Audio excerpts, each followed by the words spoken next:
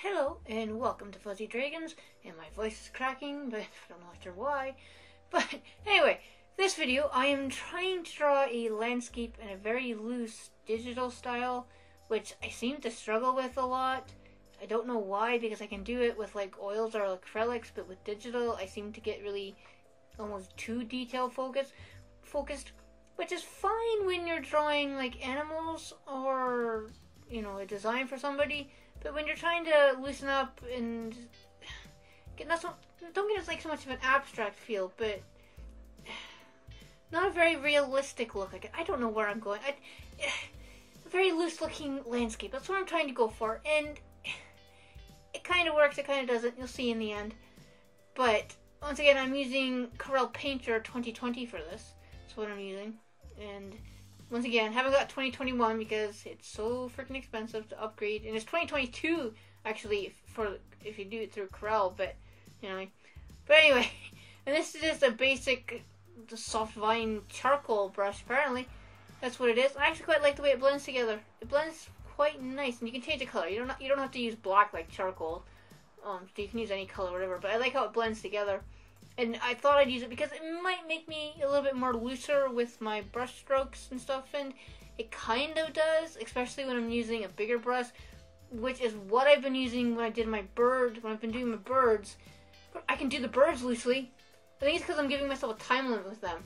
No more than 10 minutes, and a lot of them are only about like 7 minutes long. So maybe I should give myself a time limit when I'm doing landscapes, because then maybe I might get landscapes, you know, that look kind of the way I want them to look. So you can tell they're like a landscape, or you can kind of tell where they are if I pick they are.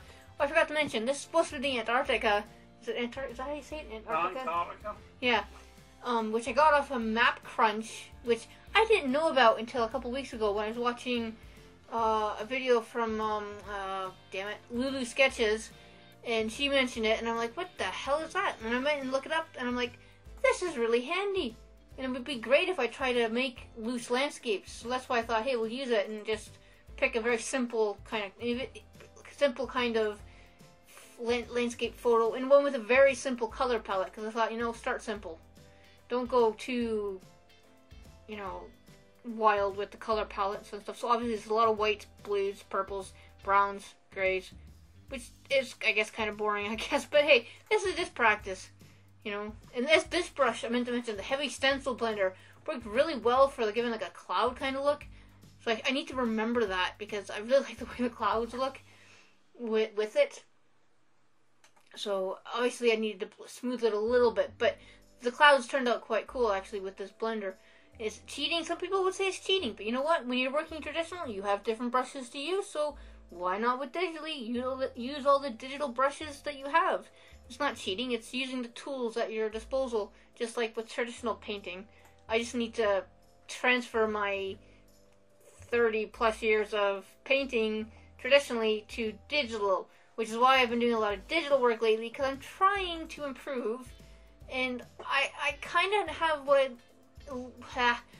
down what I want for digital animals, but like I said before, landscapes, not so much. So you might see a few more landscapes, because I need to practice more, and I know it's not everybody's cup of tea, but if you hear the dog whining, I'm not sure why she's whining, because she just went for an hour-and-a-half walk in the rain with John took her, thankfully, and I forgot to, before I continue, I forgot to video this brown and gray, me painting the rocks. I was like, damn it.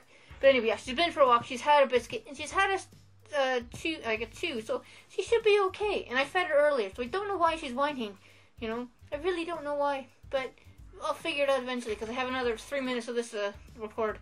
But that's okay. And I have nothing else to say, which is really odd for me. That's really odd for me. But, okay, well, this part, I'm not 100% satisfied with the way these mountains look. Honestly, I'm not. They're not loose enough for my liking, we'll say. I could have made them... Maybe I could have made them more detailed, went the complete opposite route, but that's not what I'm trying to do with this. I'm trying to be looser.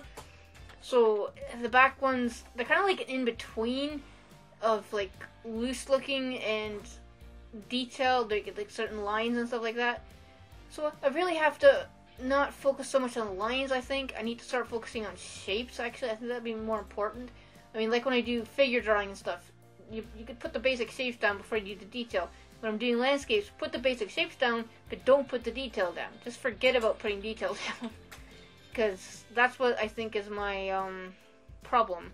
Actually, I know that's my problem now that I think about it. Well, analyzing myself when I'm watching this and recording it, which I guess is a good thing. If you analyze yourself, you should. Because then you know maybe what you've done wrong, and then maybe you can improve. Hopefully. You know? But yeah, so like I said, the bigger brushes I'm better with, so maybe I should just stick with bigger brushes.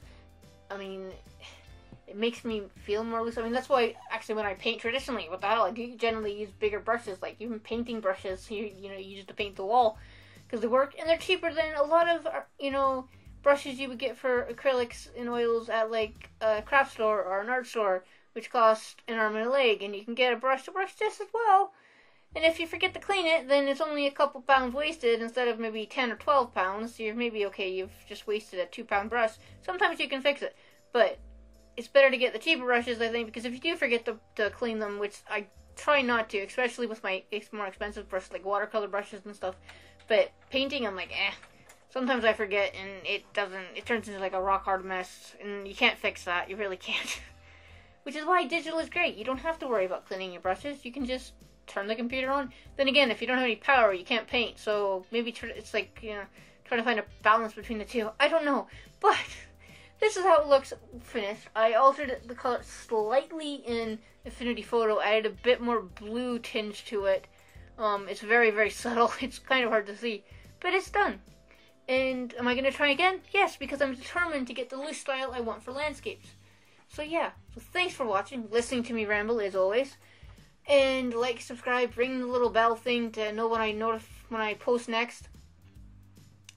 Leave a comment if you want. You don't have to, but it's nice if you do. And come back, well, I'm going to be posting all this month birds, but an actual, like, proper video, we'll say, will be probably next Saturday. We'll say, hopefully, if I can think of something to draw. So yeah, come back then and see that. Thanks, bye!